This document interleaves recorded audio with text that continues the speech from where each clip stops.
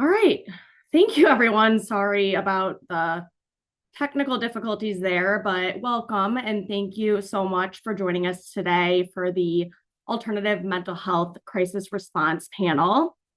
My name is Jordyn Jensen. I use she, her pronouns, and I am the Community Engagement and Communications Manager at the Center for Racial and Disability Justice, CRDJ, at UCLA School of Law. CRDJ is a first of its kind center committed to advancing the rights, dignity, and collective liberation of disabled people, people of color, and especially those at the intersection of race and disability. This panel draws from a new joint report co-authored by CRDJ alongside Human Rights Watch and the New York Lawyers for the Public Interest, or NILPI for short. The report is titled Self-Determination is the Pathway to Liberation, Alternative Mental Health Crisis Response in the United States. I will be co-presenting today with my colleague William from NILPI, who I will turn it over to now to introduce himself. Thank you, Jordyn. Hello, everybody. My name is William Juhn. I'm a senior staff attorney with the Disability Justice Program at NILPI. We are a civil rights organization based in New York. We do a lot of work around mental health crisis response issues in New York. We have a class action against New York City for their failure to provide non-police response to mental health crisis calls. We also work very closely with partner organizations to advocate for non-police crisis response systems in both New York City and New York State. We also do a lot of research work, some of which we're going to talk about today. So welcome, everybody. Thanks, William. Before we get into it, a few housekeeping items. This event is being recorded, and we will be sharing the recording afterward. We also have ASL interpretation and CART captioning available, which the link for that has been put in the chat box. You should also be able to pin our ASL interpreters by clicking on the three dots on their video and selecting pin.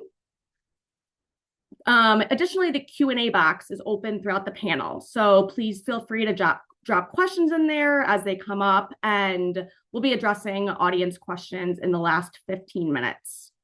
So William and I will spend the next few minutes giving context for this conversation and walking you through the report briefly.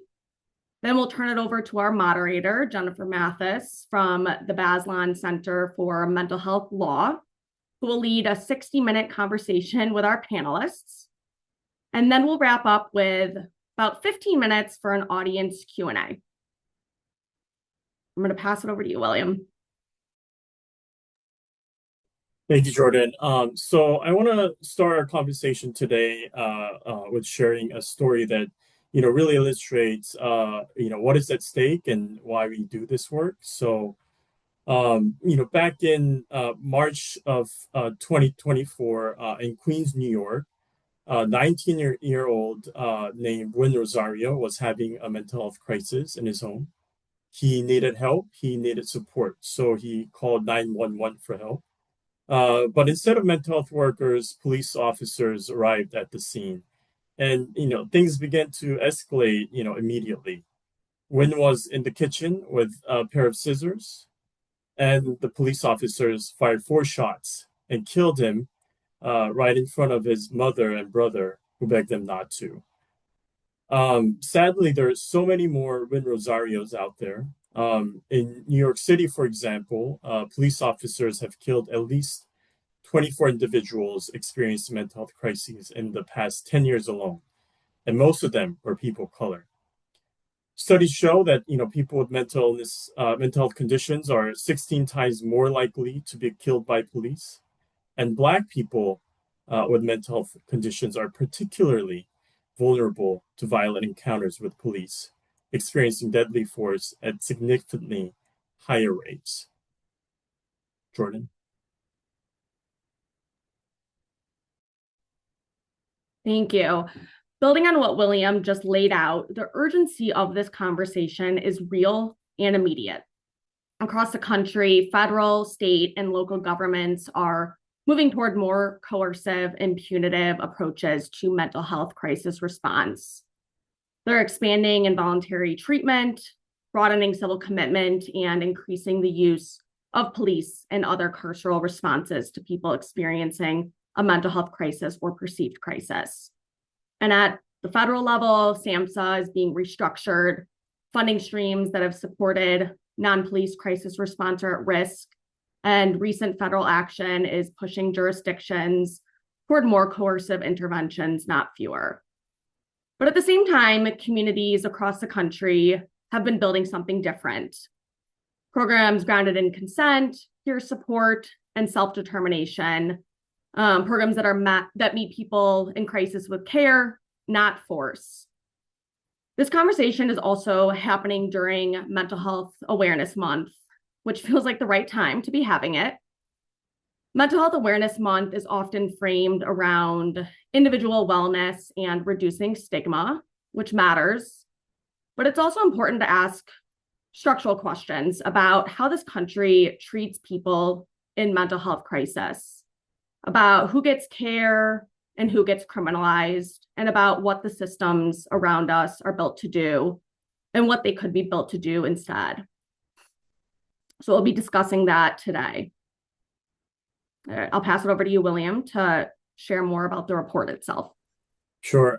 So I'm just gonna talk about how our report came about. So back in 2023, NILP and Human Rights Watch launched a joint project to explore different non-police crisis response programs around the country. And as part of this initial research, we did not want to include co-response programs where police officers are matched with mental health workers. So under these programs, when people call for help regarding, mental health issues, non-police teams respond instead of police. These teams, typically consist of peers with lived mental health experience, mental health workers, EMTs, and so on. And once they respond, they, sit down with the individual, de-escalate the situation, connect individuals to appropriate services, and so on. So as part of our initial research, we identified over 150 non-police crisis response programs across the country. And after finishing this initial research, we entered a phase 2 of the project, joined by CRDJ, to write our joint report, which was published on March 30th.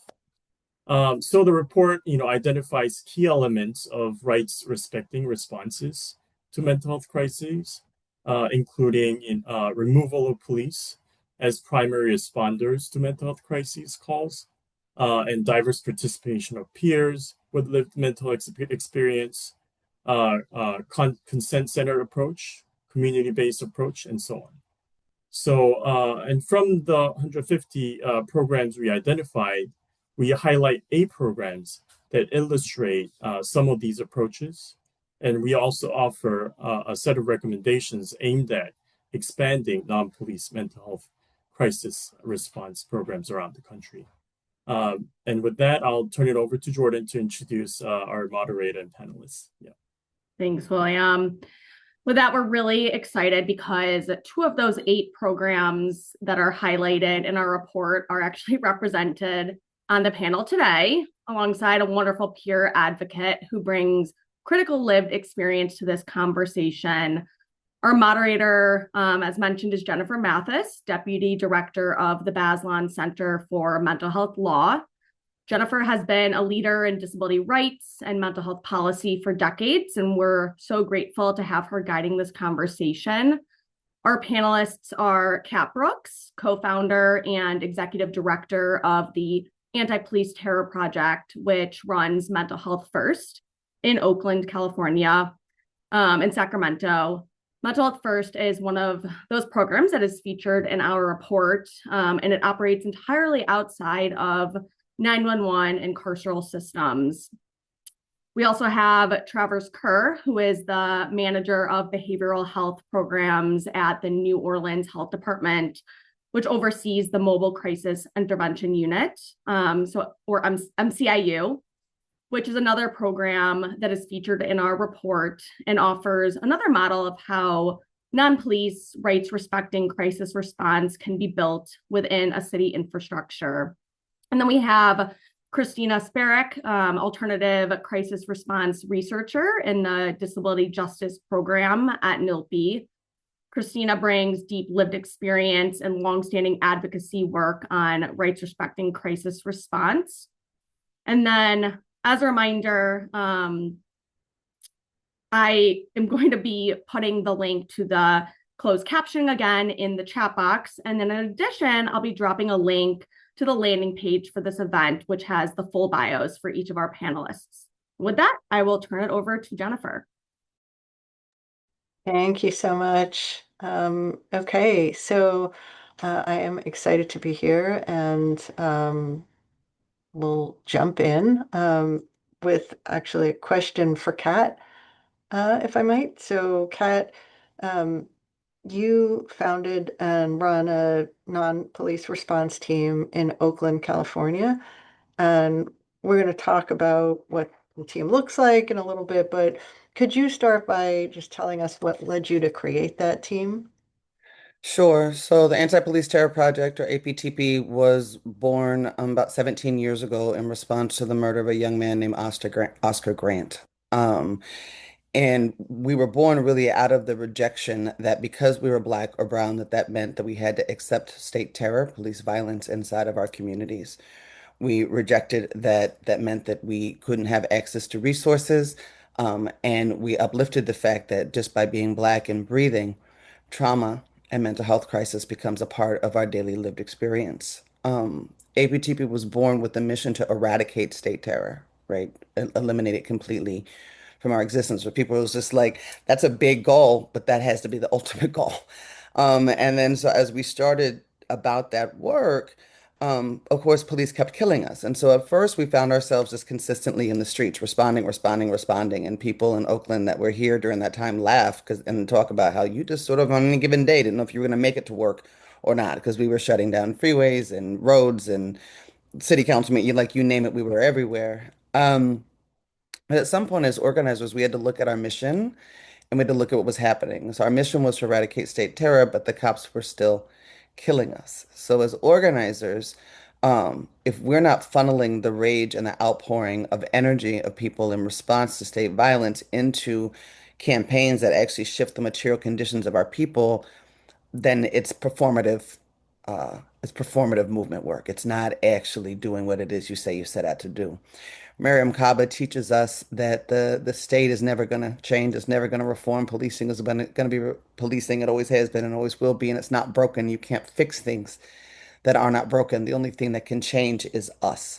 And so from there, myself and co-founder Santwa Boykin, who also coincidentally had spent the first 10 years of her career as a nurse in mental health facilities and firsthand witnessing the interaction of mental health crisis, law enforcement, and Black bodies, um, we started to identify where are all of the places that law enforcement, the state, the city, government is inside of our families, our communities, our neighborhoods, and our lives, and we don't need them there.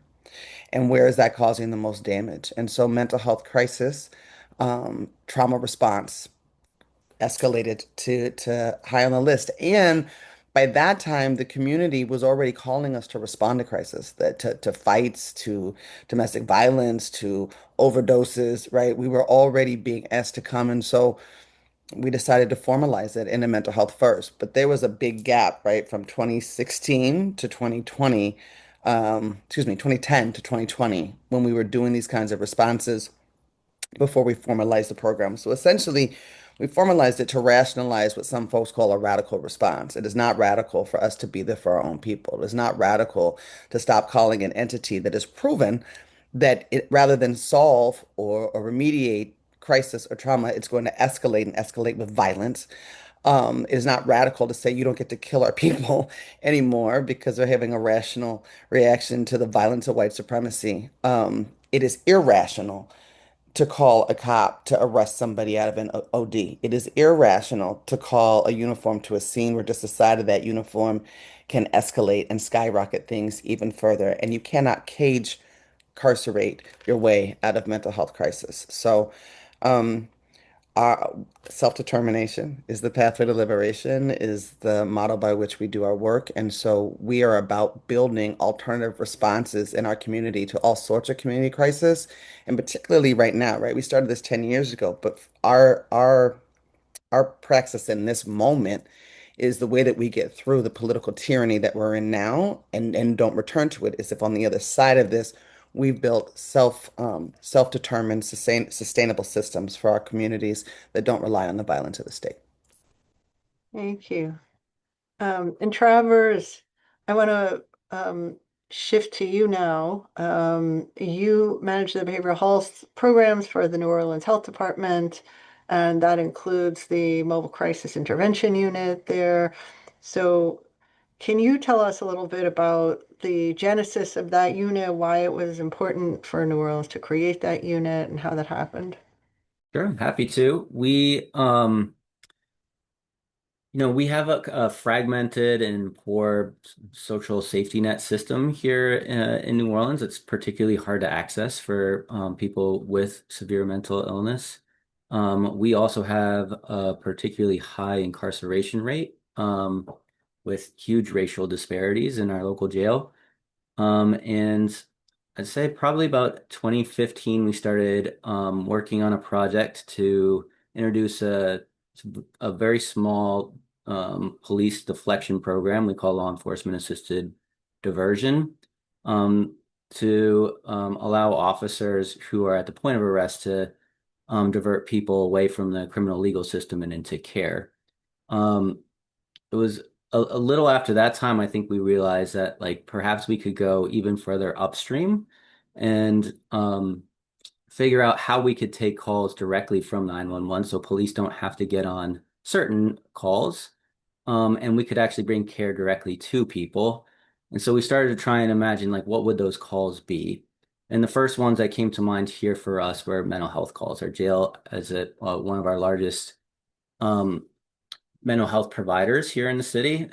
We knew we had a large swath of mental health calls that go through our 911 system. And we wanted to dig into that to determine whether or not those calls would be safe enough for someone other than police to show up on. And so we dug into those numbers, and it turned out that we estimated about half of those calls were nonviolent and had no weapons present on scene. And so we thought if we could take half of the mental health calls away from police and provide additional care and support to people in need, we could really make a dent in the way that people are getting care in a crisis moment.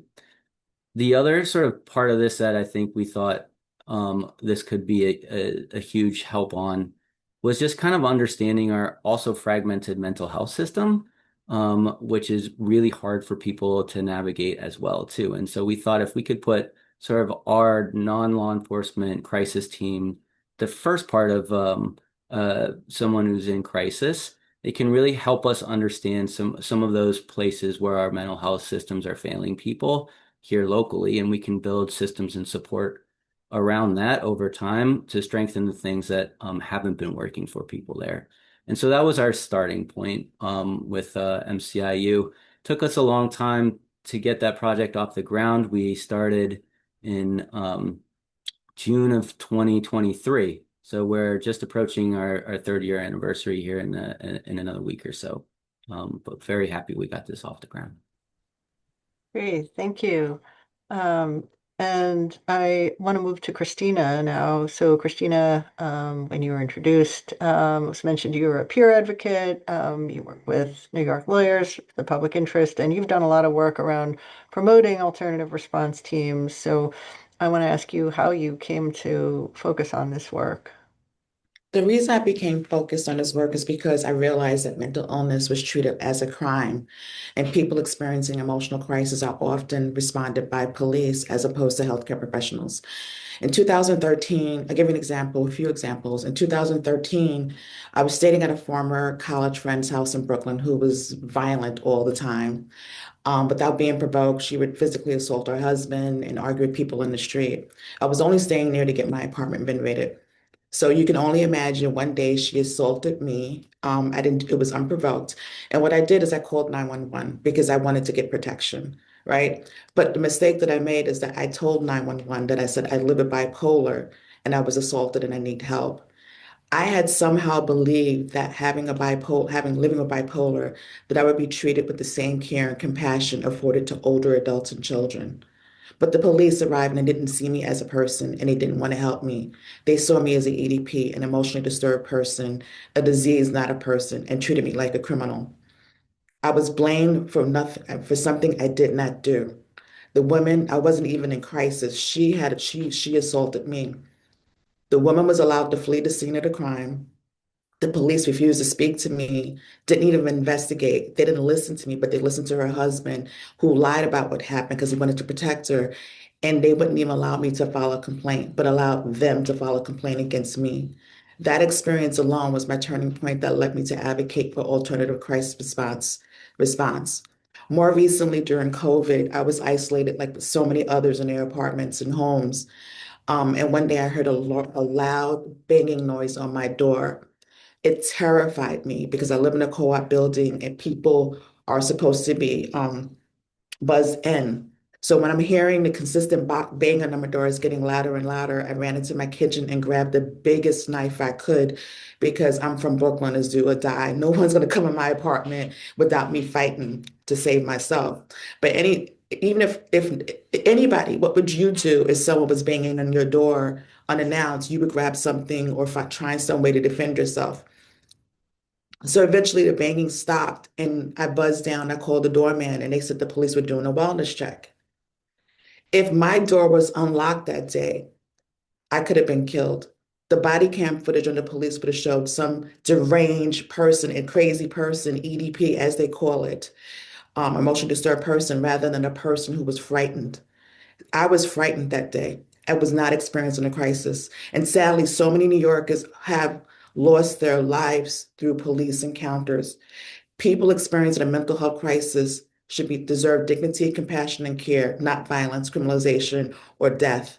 Mental illness is not a crime, and we must stop treating it as one. And this is why I continue to advocate for non-police, community-based crisis response models. Thank you. Um, so Kat and Travers, you both talked about kind of the genesis of the teams that you have in your respective jurisdictions, pretty different models, with the Cats being um, sort of not connected through the 911 system. The New Orleans one is connected through the 911 system, diverts people through that. But can you both talk? I guess we can start with Kat, but can you both talk a little bit about the teams themselves, sort of what they look like, what's sort of the composition of the team, and what kinds of calls do they respond to, and how do they triage calls? Sure. I think I mentioned that Mental Health First launched in 2020. What else launched in 2020? COVID. So we ended up pivoting, right? Because what we saw was an uptick in folks dealing with mental health crisis or substance overutilization as a result of the isolation and the fear and the trauma. Um, and we had to be sure that we were protecting our volunteers and also the folks that were calling. And so it ended up being both a curse and a blessing. And I say the curse because we had to pivot, right? And I'll get into our three-person team in a moment. But the blessing was that what we learned is you don't always have to go. You actually don't always have to physically respond. A lot of folks just need to be heard. I talk a lot about, I use the example, it's a fig, theoretical example, but it's true. The mother with six kids and seven jobs who still can't pay her bills and is on the corner screaming in broad daylight. She just needs someone to hear her. And so our team got really good at responding on the phone. And sometimes we had frequent flyers. We still have frequent flyers for folks that know that we're open from this amount of time to this amount of time, which actually has changed since this report came out. And they know that we are the line that they can call and they won't be criminalized and no one is going to send the cops to them, right? And then from there, we developed criteria of when we would respond, right? And so if cops were already on the scene, we would dispatch. even if it was just a cop watch, so that they knew that someone was there and they were paying attention, right? If someone wanted to be transported, we would dispatch. If there was violence on the scene, we would dispatch. But other than that, we mostly have been able to operate our hotline from our offices, or for the volunteers, they do their late night shifts from their house. But if we do have to dispatch, and if we have, so this is the thing, we are not tied to a city, we are not tied to a county. We are for, by, about, community only, which means that our funding is dependent on what people give, or non-existent, right? And so when I talk about our team, I talk about ideally. This is ideally what we would have, right? So one would be an impacted person that has lived through that experience and can be a peer support for the person, the participant. We don't call them clients, we call them participants, because we only engage with them if they willingly want to participate in the program. And that means, like, even if their mother, their father, their husband, whoever calls us, right? If that person does not want to engage, they don't have to engage, right? Just because someone may not be sharing our reality or is in a heightened state of crisis, that doesn't mean that they don't know what they need or they want. So, a peer support person can have that conversation.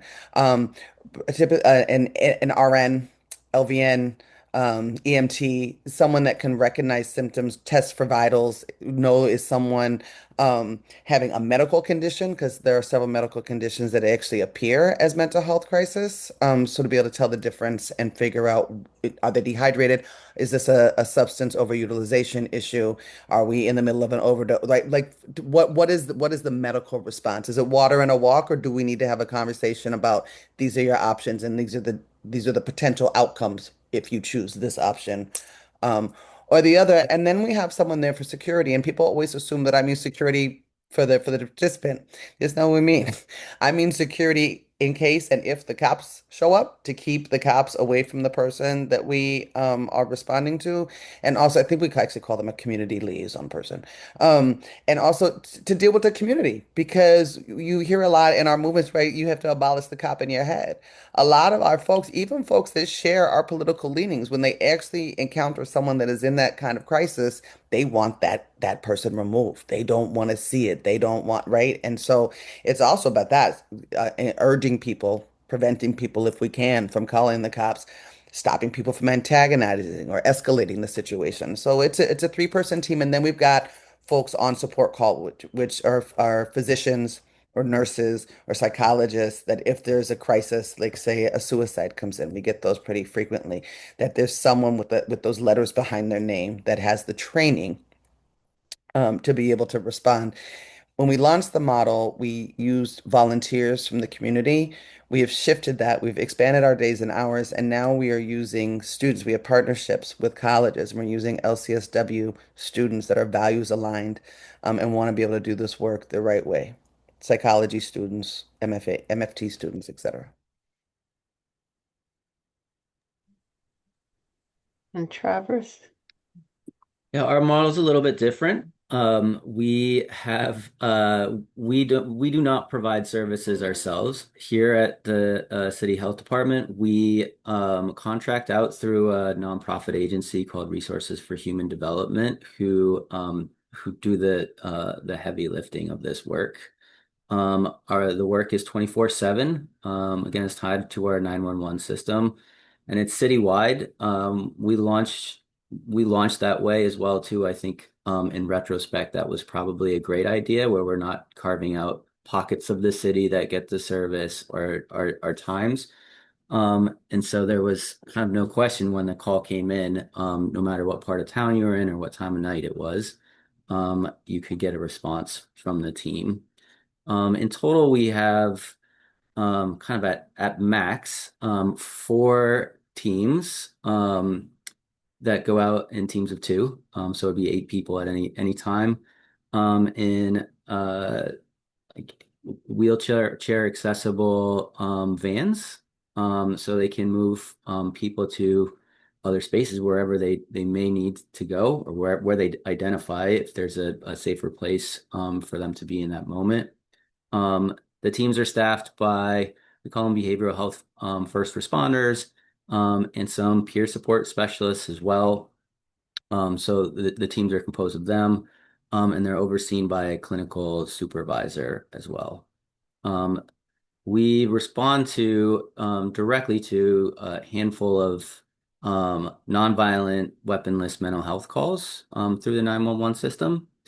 When we built out this system, we heard from several people that oftentimes the calls that come into 911 are very different on the scene than they are from what is being explained over the phone, and to be prepared that those things can change quickly. So there was a lot of concern when we launched clearly about our own team safety. But we also kind of wanted to fold in the idea that if that's the case on that end, the case probably is also that police are on scenes where they really don't need to be. And so we wanted to make sure that police had a chance to call us out and to really address what they were seeing that might have been less of a law enforcement sort of scope of work and more of a mental health or another component.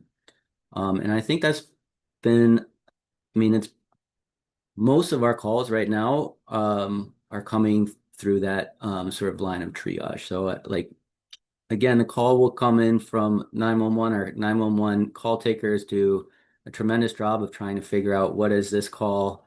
Are there weapons? Are there concern or safety concerns? They have a very standardized process. And what we've learned is that process is very hard to get us. And so we are working very hard to make sure that more and more calls are coming to us in that sense.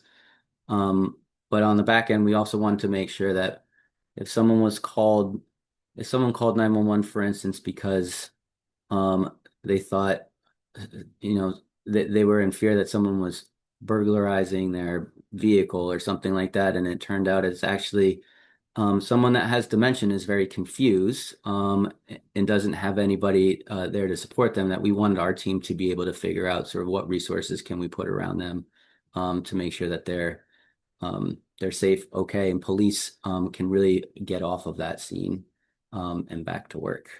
And so those are the main components of kind of our staffing model and how our sort of logistically our calls come in.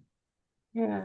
So I want to follow up with both of you a little bit about this. So, Travers, you said the team wouldn't respond if there was a weapon, if there was a safety concern, basically.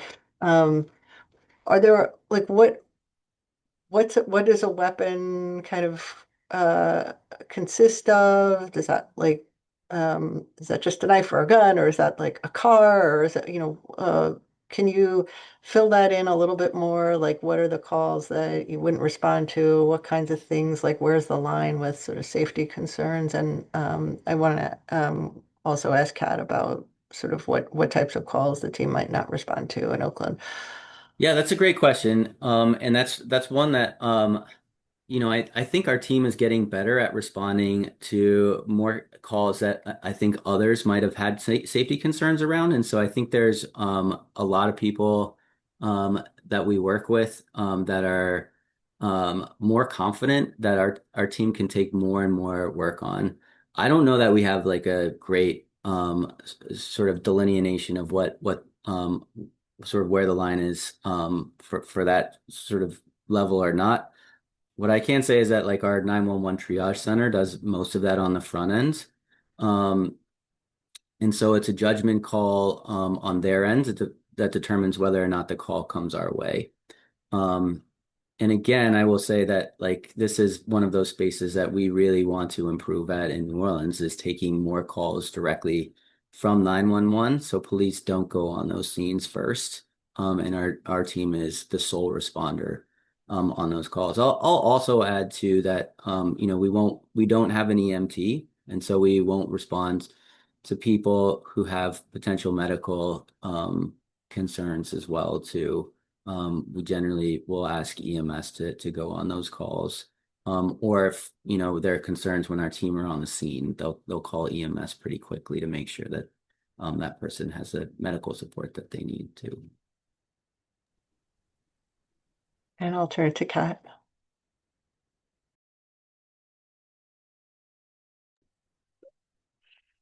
So it's rare for there to be a call that we will not respond to, and even rarer for us to determine that a situation requires law enforcement. Even if we're responding to make sure that law enforcement or folks that are working inside of the Western medical industrial complex, which also kills our people, are responding appropriately.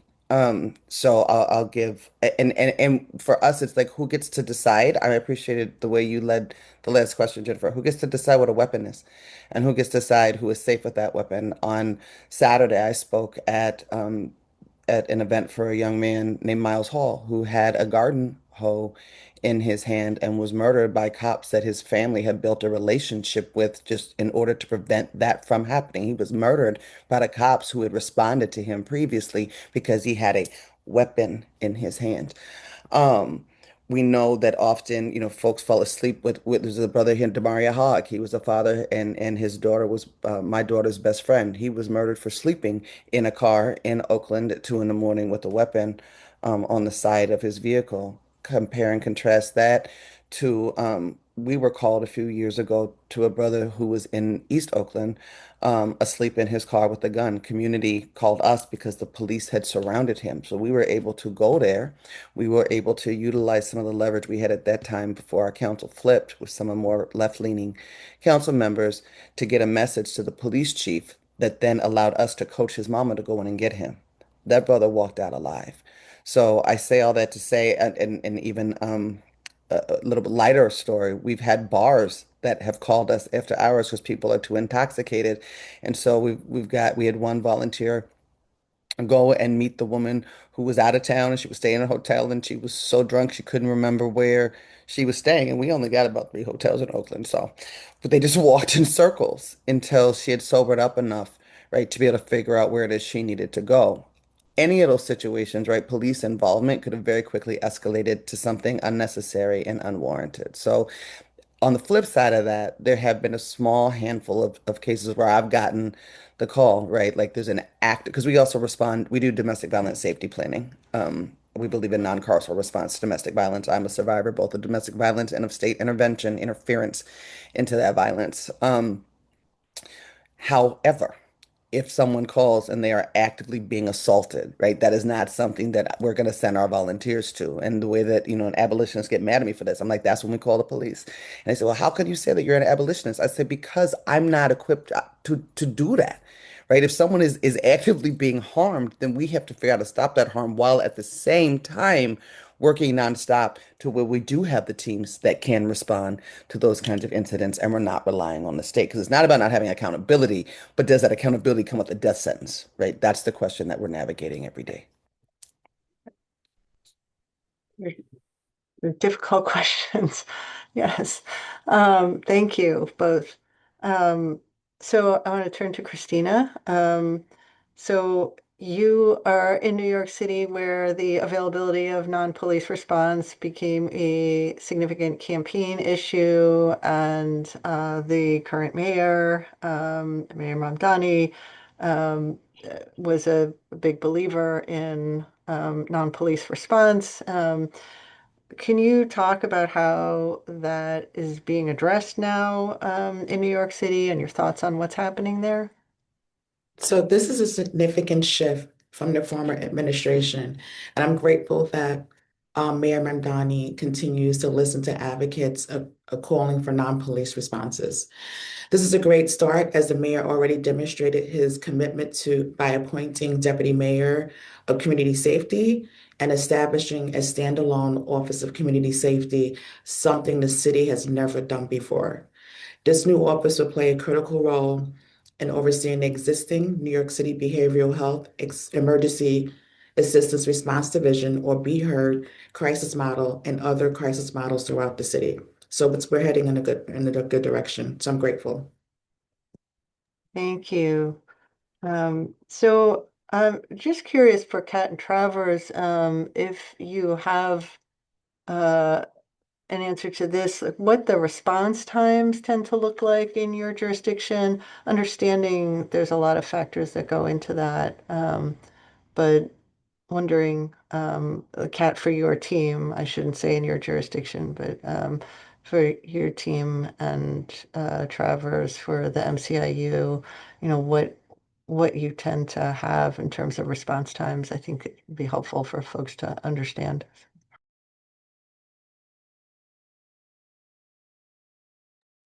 It's probably a better question for Travis, right? Like, so we're not because we try to do first line phone, right? And then unless then it's requested, no, we need a body here now, or it meets those criteria. That said, Sacramento's a little bit bigger than Oakland, but you can really get anywhere in Oakland in under 30 minutes.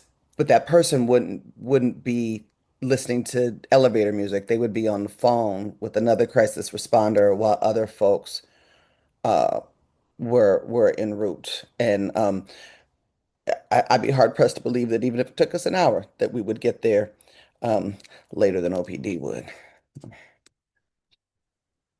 It's a little similar to us. We're a small city, and so we can get around the city pretty quickly. We see like on average about 10 or 11 calls a day. So about 3,500 a year is what we're taking on.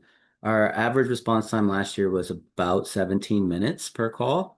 And so when we're comparing that to our other first responders, it's pretty quick, all things considered. Um, we staff up during our peak times, which we know kind of hit in the early afternoon, and then staff down sort of overnight where we get fewer calls. And so we've done a pretty good job over the last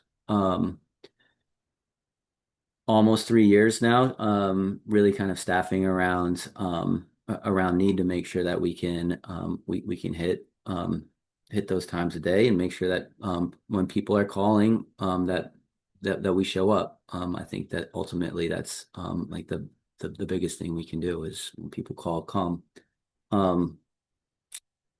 And then, we plan around sort of like special events, of course, or weather related events that we seem to be having more and more of now too, where we'll do what we can to sort of strategically place staff around Mardi Gras parade routes if we know that's going to be a space that's going to make it very difficult for our team to move in, or have them in other parts of the city at that same time if we feel that that uh, that's a place where we can also help reduce those times. So we've done a decent job over time trying to figure out like when those calls are coming in, and how we can make sure that we can get there as quickly as possible. So. And you all have talked about peers on teams, peer specialists. I want to ask each of you, and maybe we can start with Christina, to talk a little bit about why, like, what's the importance of peers? What's the role that they play that really can't be played by someone else? So as a peer myself, I live with bipolar disorder, PTSD, and severe anxiety, and I feel more comfortable with people who walk, talk, and think like I do. It's difficult to fully trust guidance from people who don't understand me or have shared experience. Although peers in a response model, although peers and clinicians play a critical role in the mental health care of people, their approaches are often different. Clinicians look more of a diagnosis, medication, and stabilization, while peers look more of a have a whole more holistic approach, which is more like person-centered, and they may ask what happened to an individual rather than viewing people like what's wrong with you and diagnosis. Peers are more rooted in empathy and mutuality and shared understanding. Peer responders can draw on lived experience with mental health challenges that have been shaped by trauma, gun violence, housing instability, food instability, domestic violence, which Kat, you mentioned earlier, because I'm a victim, well, survivor of domestic violence as well, involuntary commitment and incarceration. Peer responders build credibility, foster trust, create authentic and meaningful connections, which would help people in crisis, which also Bazelon reported as well, that peers are very critical to crisis response as well.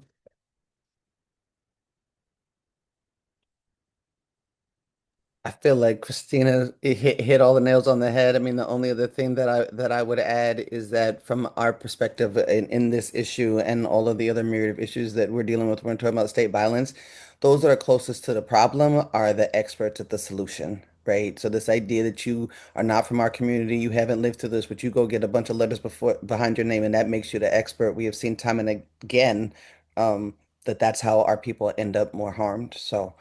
Um, and then the other thing we try to do, is also send people that look like the people that are calling. We've got a lot of, New York, we got with the melting pot. We're a melting pot here in Oakland too. We have a lot of people from a lot of different places, and we note that folks, folks like to talk to people that look like them, that they feel understand their whole lived experience, particularly when trauma and mental health crisis is so tied to race, inside of this country.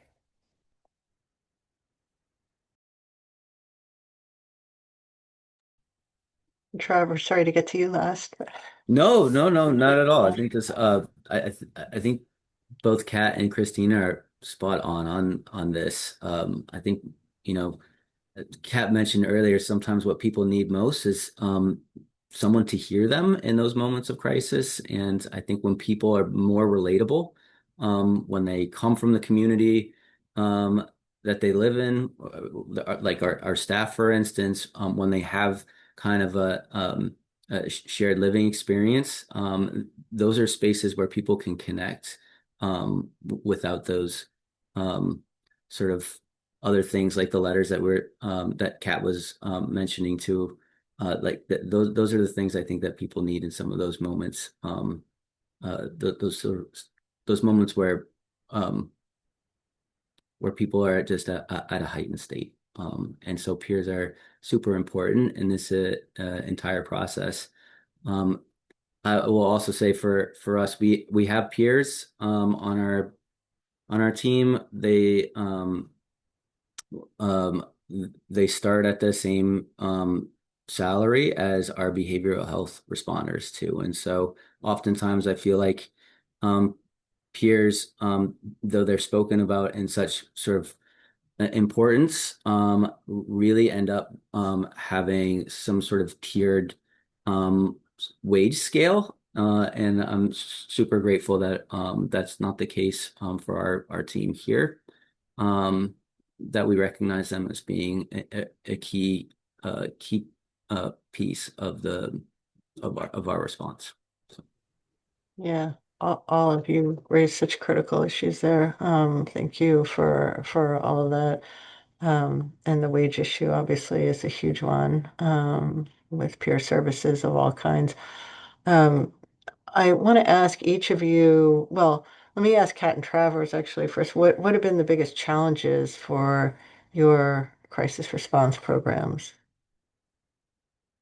And how have you tried? I'm happy to jump in. I mean, I've got a laundry list of them. It's, we're new at this. We almost hit 3 years old at this moment, so we're still very young. Um, the biggest component I think on our ends that we're really trying to work through, like I said, is getting more upstream calls directly from 911 rather than getting police on scenes and then saying, you know what, this is for you. I think there's a benefit for having some of that. I really appreciate that our police department is saying that we don't need to be on these calls and we'd prefer you guys to be here instead. I think that's a great step, but not sort of ideally what we'd like. We'd like the starting point to go even sort of more upstream. Give a huge shout out actually to the Harvard GPL team who's been working with us for a very long time to try and figure that out, both through data and working with our 911 system. So it's a work in progress, but it's hard. We have challenges here of connecting people to care. Like there's a lot of places that close at 4 p.m. And so for our team to find like real places for people to go, respite, places that are not a hospital bed, it's really hard for our team to do in the moment. There's just not a lot of options out there for them. That's been a struggle. Connecting people with aftercare, I think, has been a struggle too. I think we have plenty of spaces to grow in addressing people who are calling us over and over and over again, where we really should be building out like stronger plans of care for people that really are calling for us because they need help that they can't receive elsewhere. I think that's super important. Some of those places too, we get calls from the same place, not necessarily the same person, also have some sort of systemic problems. I think we have places where we can certainly improve in that sense. Our data collection has been a bit of a mess. Like we work through two different data systems. Trying to align those systems that don't talk the same language has really been a struggle for us. And then sort of visibility too. We have some people that will call 911 and say, "Hey, I want MCIU," and then we struggle through, whether or not the questions that they're asked sort of align with the mapping system in our 911 system. But we have plenty of people that don't know that we're around. And I think we need to do a much better job of letting people know sort of what we do, and why we're here, and that we are a part of this 911 system that sits outside of law enforcement and our other sort of traditional responders. And so we have a lot of work to do. I will say though that if there's like a strength of ours, maybe the one thing I was most concerned about when we launched nearly 3 years ago was when we get a call, would our team show up, and they do that, and they do that relatively quickly. And if there's one thing that I would say that we've done well over that time, it was that when the call comes to us, we go to that caller. So I think so funding for us, like I said, right? Foundations and individual donations is really the crux. Stigma has been an issue, and it was hard enough 10 years ago, 15 years ago when we said that you shouldn't call cops to respond to mental health crisis. People looked at us like we had two heads then, right? Thank you to the defund movement. This is now a much more common conversation that we're having. But when you start talking about we shouldn't send cops to domestic violence situations, right? It's a whole other um, conversation. Being able to be open as many hours as we would like to be, people knowing that we are here as a solution, which for us goes back to funding. For us, co-optation is a problem, and so I'll just talk, from the Black liberatory struggle. We understand that when you are doing something that is for and by the people, and the state starts to see that it's working, the first thing the state does is co-opt it, right? And so for us, co-responder models are not the option, and that's not what we meant. We meant models that are built by the people and responded to by the people. And so I'm not going to read the comment. People can see it, but the person in the comments about their experience with a model that came after grassroots models by and for the people were sort of making their way across the country. That story is a story that we hear all of the time. Wraparound services for us as well, right? Like, and because for us it also has to be values aligned, right? So even when we have people coming to us, so people to come to us for high blood pressure, I'll get to that in a second, right? And we've got Chinese medicine, TCM practitioners, physicians on our team. They may need to refer somebody out, but we have to find a doctor that is values aligned, that is not going to reinforce the trauma between a Black body and the Western medical um, complex. So we're building our own. We are in phase 3 of the People's Clinic, where we are moving towards a 24/7, 365 brick and mortar long-term trauma care facility. No drugs, no drugs, no cages, no pigs. Because that's what our people need. And then we're working, with our folks that do housing. We're working with our people that do job training. We're building those relationships. It's slow. It's slow going, but in similar to the reasons why we developed MH First, we have got to stop looking to our oppressor to be the solution to our oppression. It just doesn't work. And so we're bucking that paradigm every which way that we can. And then trauma for our responders and burnout. This is hard work, and when you're talking about this is volunteer or you're an intern or right, this is part of the hours that you have to, your practicals that you have to do in order to get your degree, that pool is smaller than if we could hire a team that then we could give days off to. And so we learned some hard lessons the first go round. We shut down actually for a little while to learn from those lessons and retool and relaunch. And there's I've got someone on my team right now who they used to be someone that took calls. We learned that's not is not for her, right? There's other ways for her to contribute. So taking care of our people who often are already impacted people trying to respond to other impacted people. So a lot of trauma being compounded. So that's a few of them. Thank you. You mentioned funding a couple times, Kat. I just want to ask about funding a little bit. It sounds like you get grants primarily to support the work. Just I know that, funding for alternative response teams is complicated a little bit, and just interested in sort of the sources. It sounds like primarily is like sort of foundation support for you, or Yeah, I mean, it gets even more complicated when the name of your organization is the Anti-Police Terror Project. So that's a whole nother hurdle. Even though, right, we've gone from 17 years ago where elected officials wouldn't say our name to that. They have to say our name because we're actually who you are dealing with. And then we have a sister organization called the Justice Teams Network, which holds our HJ work. There are some courageous foundations out there, the California Endowment, California Wellness. I don't know if I'm supposed to be doing it, but I want that Libra Foundation, Heising Simons, I mean Katali. I want Borealis. Like I want to call out the people that have said no, even in the face of the nightmare that's in DC, right? We're going to continue to fund liberatory work rooted in healing justice for the people. So, and then I just have to shout out the people themselves because what we bring in individual donations with very little individual donor, chasing capacity is really a gift. The people, like we are in our community, right? We have been walking our talk for 17 years. We are in relationship with the community and unsolicited. People are sustainers of the work of their own accord. And I think a big piece of that is we don't overpromise, right? Like what I said about no, if someone is engaged in this kind of behavior, we're not coming in. This is why. These are the criteria, right? We do what we say we're going to do. And so I just have to, if it wasn't for the masses, if it wasn't for the people, Oakland, Sacramento, and actually across this country that contribute every month, I actually don't know where we'd be with this work because lots of grants have parameters on them, right? But those dollars I can do whatever I want with. And that's goes into this work here. great, thank you. And Travers, I don't know, does your team use Medicaid money? Is it just state, city, federal? Yeah, we just started billing Medicaid. Primarily, our funding comes through city general funds. We do have another grant. We've had a couple grants that have supported us over the past couple of years.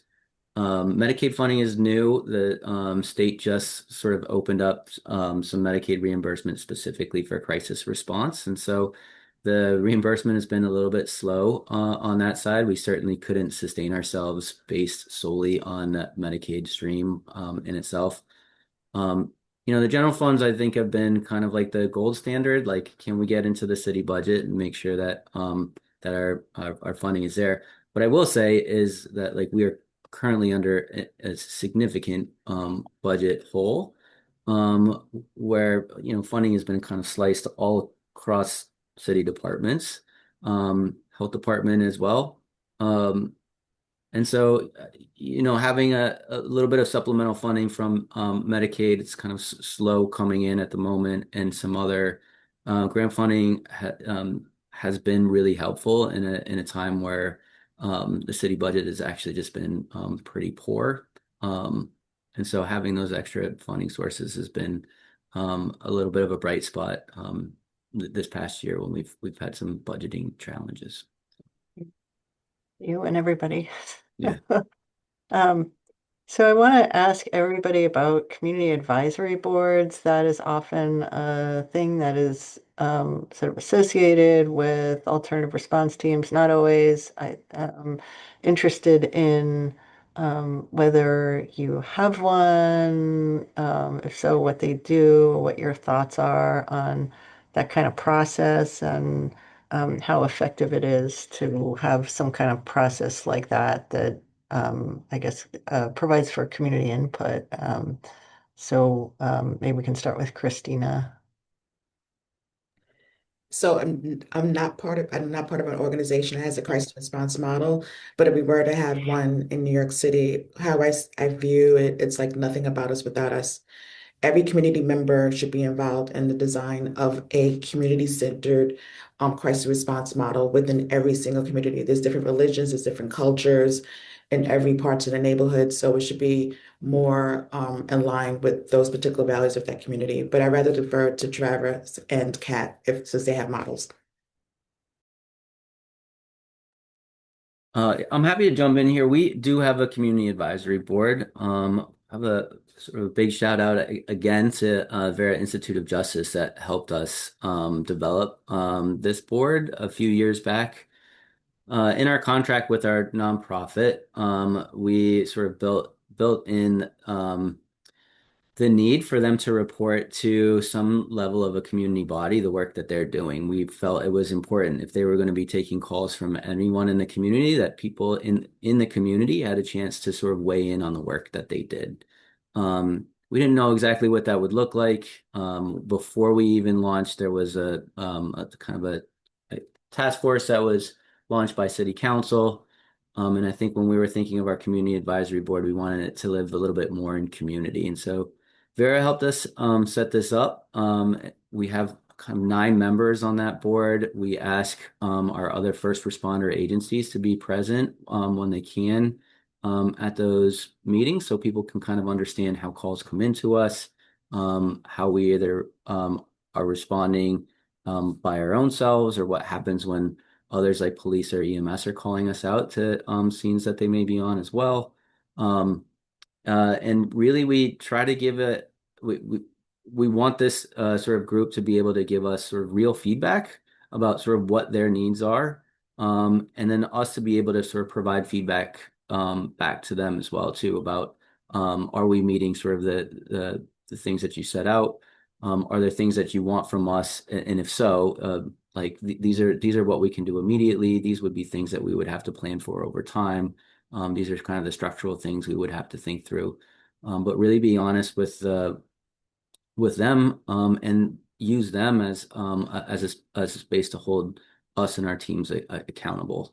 At the end of the day, we really want this to work for everybody in our community. And so that board, again, those 9 members were community members who we asked had some either lived experience themselves, were caretakers of individuals with severe mental illness, or had some sort of some tie with sort of mental health crisis response in that sense. And I think for the most part, we have a pretty good diverse board.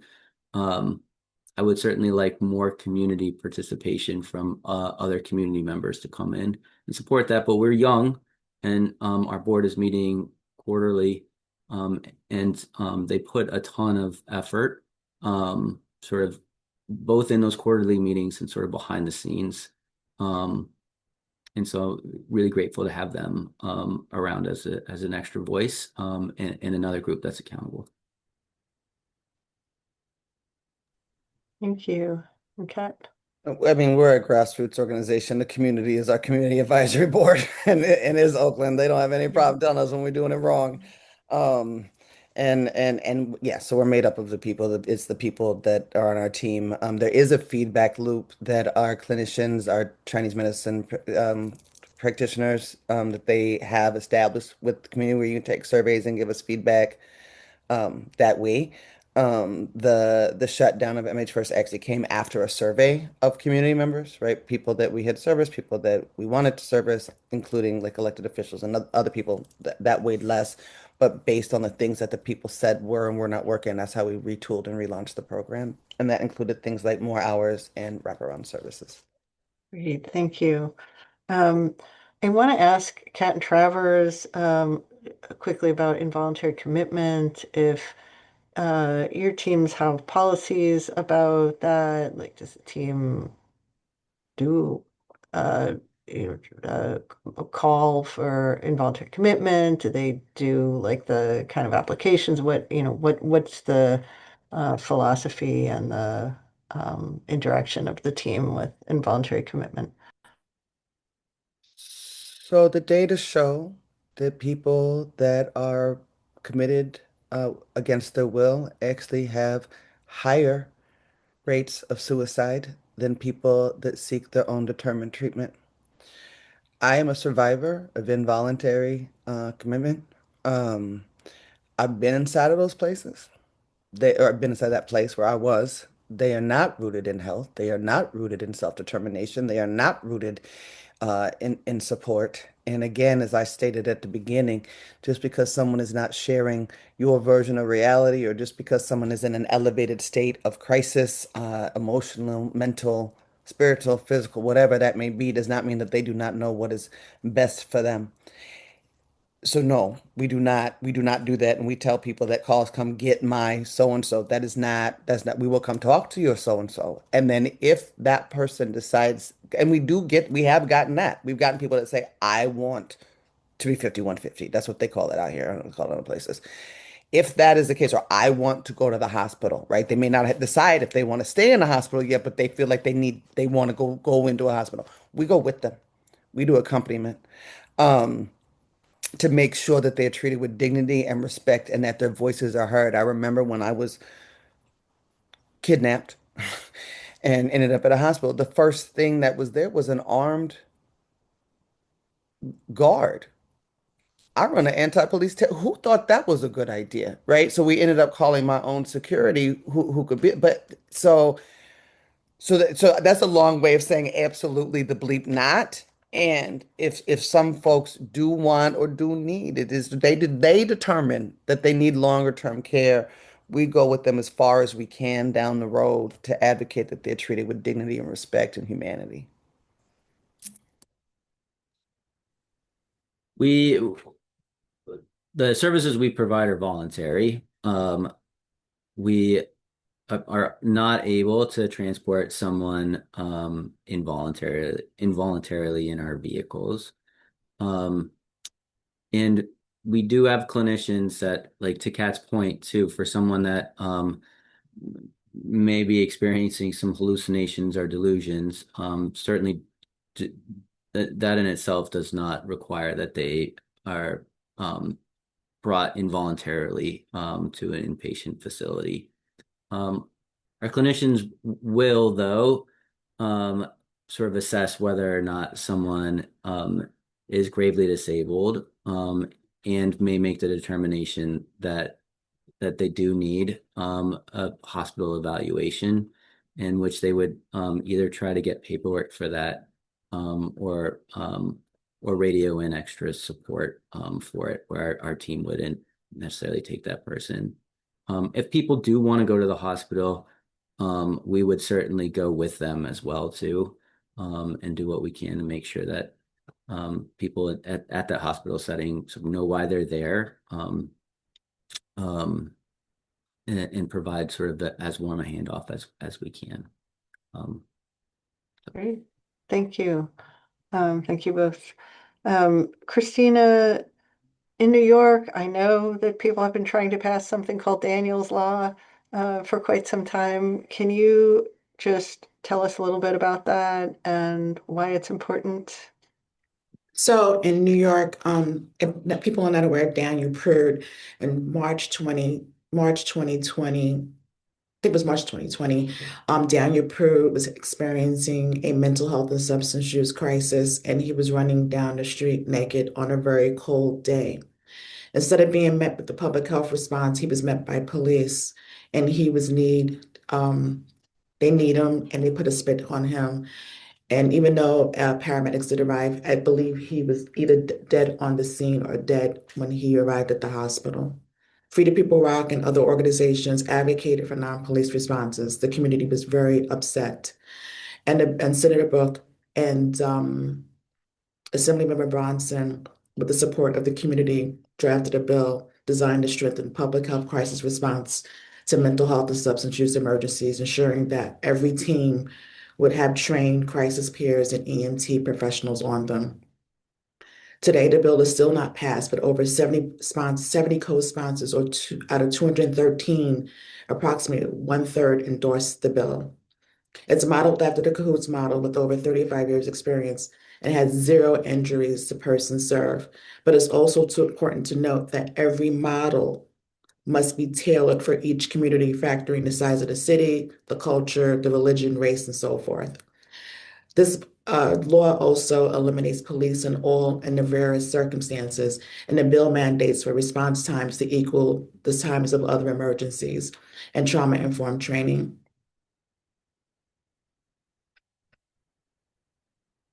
Sorry, thank you.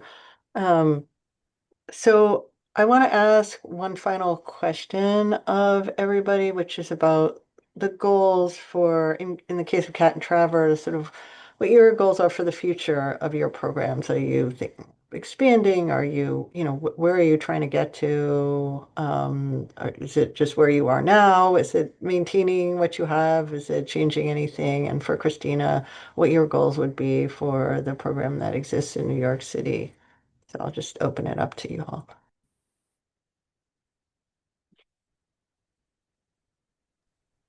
Okay. So in the 17 years since APTP was born, things have changed. We were born really with just the desire to get the state to stop killing us. Over the 17 years, it's moved from response in the streets to response more deeply rooted in our community. And my purview now is that we've actually been doing it wrong. We've been focused on the wrong thing. We've been focused on the opposition as opposed to the people, the police instead of the people. We've been focused on the after response to the trauma instead of the trauma itself. And so for us, we have started to look at all of the pathways, right, that trauma creates that allows the state to come in and addressing trauma at the root cause. So I mentioned the People's Clinic, right? So people come in and they get acupuncture, the NADA protocol for addiction, PTSD, cravings, withdrawal. They do body work. They can get Chinese herbs. They work with physicians. They're building relationships. It's in their neighborhood, right? If they need the additional Western medicine care, it's to values aligned folks. And so for us, for just APTP to be holding all of this has gotten to be a lot. And so we're actually in June at our Care Not Cops conference. I'll put a link in the chat because you can come virtually. We're launching a new national organization, the National Institute for Public Safety Alternatives, that will hold these models for alternative response to various community crises as well as the healing justice work so we can address the trauma of our people and prevent the state from coming any further. So to growth expansion is a whole new org that will be, I say, will be married to APTP, but will file separately.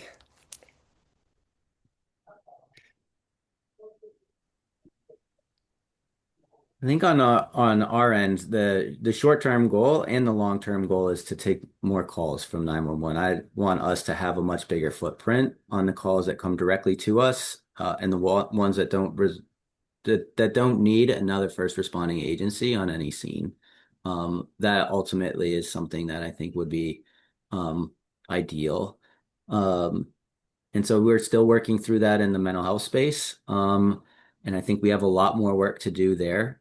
But I would also like to see that expand into other spaces around social determinants of health where we can provide support to community members that do not need and should not have law enforcement in front of them on 911 calls.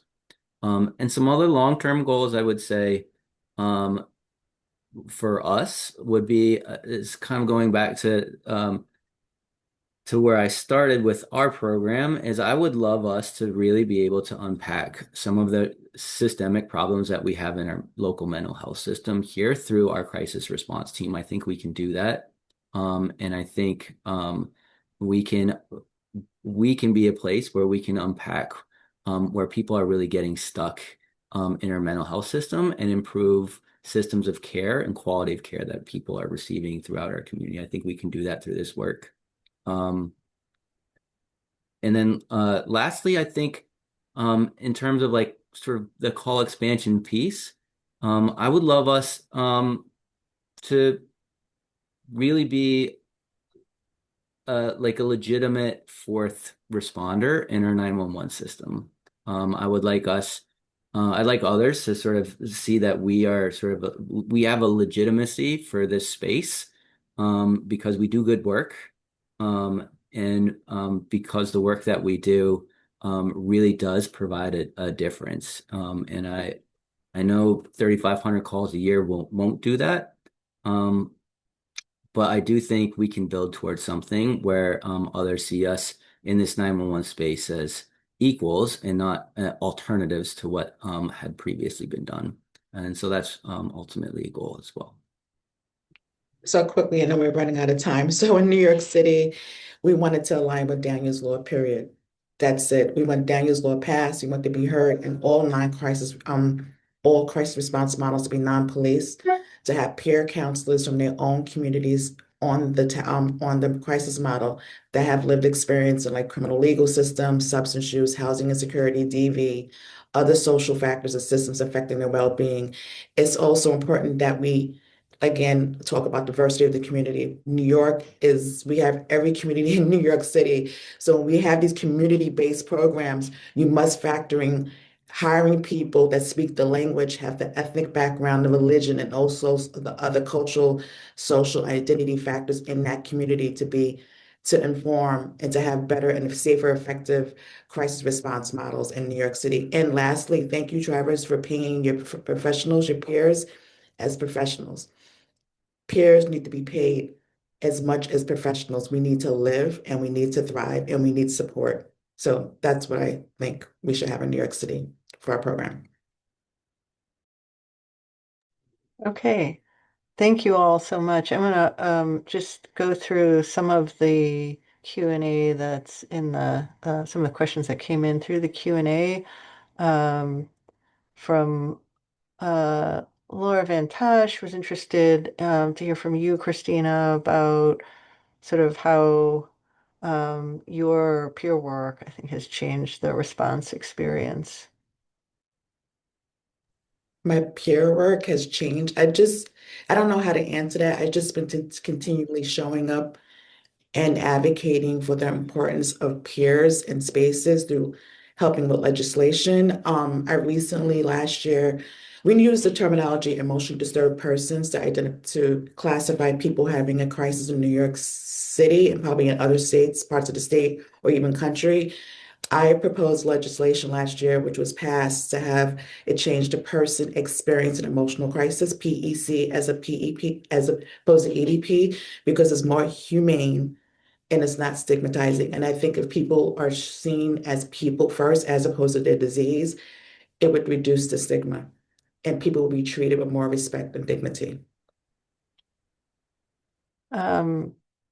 Somebody asks, Kat, if you have data, I don't know if you collect data on the team's responses, I guess, sort of like how many calls and to whom and what the circumstances and all of that.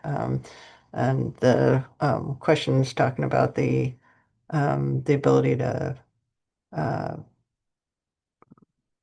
function, to learn and adapt services, etc., from data. Yeah, so our theory of change is that the people have to build these models and then we have to assess their utility and effectiveness and then we have to retool, right? That we don't just put something out and assume that it's working. We also had to balance that around, a lot of times if you are gonna call, say one of these established or state-run um, places for mental health, right? They want all your data, they want your name and where do you live, and it's an interrogation as opposed to a conversation with you. And so we actually have a methodology for being able to give self-determination about whether or not you want to give the information, right? And then as part of the conversation, that's actually not what we lead with. That's on the back end. For our clinics, we've just started, not just started, the team has been collecting data on efficacy, right? And so if we're going to rationalize what people call radical, we have to be able to prove that it works, right? And to our people too, right? Our people have been told that go here instead of in your own community. And so we're collecting data on our NADA protocols. And we got D boys coming in talking about, yo, I slept 3 nights out of 5.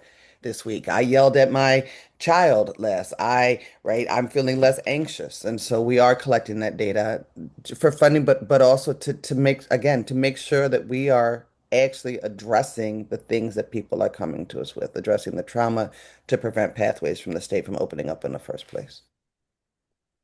Yeah. There is a long question in the chat that I want to read if I can. To thank you all for your incredibly important work. My first job in the late 1980s was to follow up on people with serious mental illness who were involuntarily medicated. Clinicians were not assessing capacity to make treatment decisions. An underpinning of the presumption of autonomy of all adults was supposed to be afforded.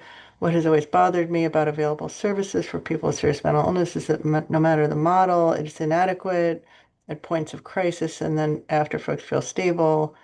And that's because these folks' lives are devalued by policymakers and payers and law enforcement. What you all are doing is the counter pressure we need on these power wielders, and I'd love to hear what you think is persuasive for spurring change. Is it violence reduction? Is it humane person-centered response? Is it mitigating lawsuits against localities for killing people who are suffering? Please share your insights. That's kind of a lot, but I don't know if anybody wants to respond.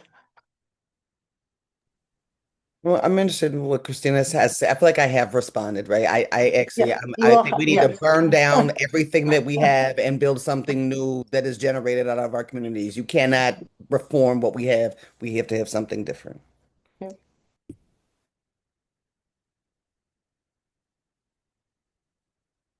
Anyone else? Okay.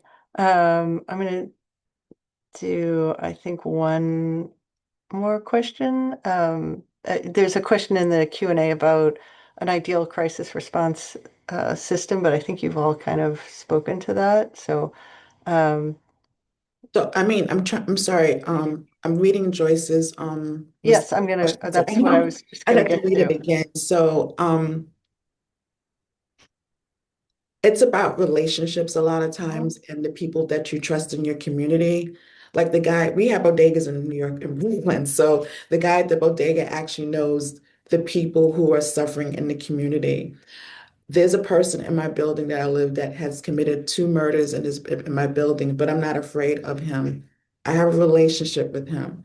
And if he were in crisis, I'd rather someone call me when he's having a moment because I know how to de-escalate and talk to him without police being involved. So sometimes it's that community member who has that relationship that can be able to de-escalate situations. And a lot of the crisis models that I'm researching now, I noticed that even though they'll send out the people like asking for a public health response where community responders come out and have them try to de-escalate the situation first. And if they feel that they're not comfortable with doing it, then they'll call the police. For instance, when I looked at when Rosario's body cam footage and video, police came in, he was murdered. But I knew as a peer, as a crisis trained peer, how to de-escalate the situation. Even Deborah Dana's situation, she had a scissor.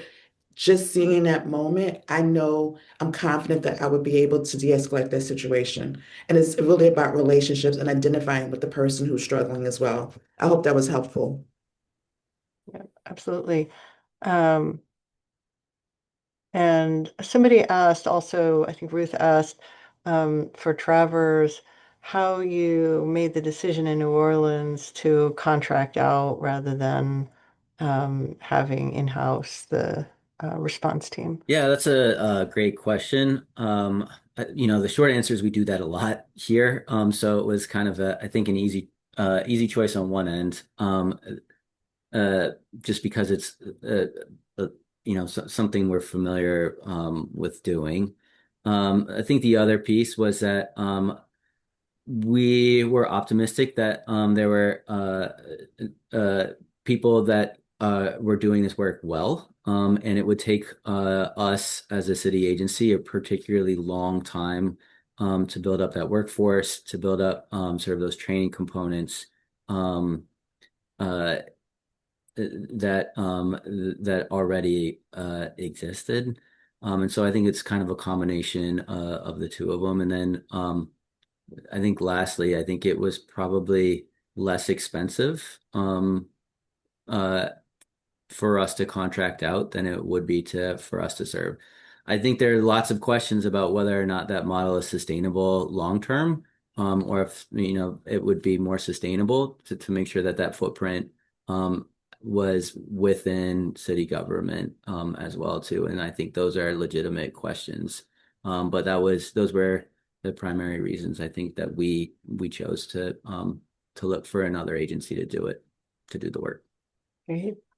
So I just want to, in closing, I'll turn over to William and Jordyn, but I just want to read a comment from Judy Wessler in the Q&A, which says, "Thank you all for approaching these very difficult questions. Clearly, community response is developed by community, and you all are working. Thank you."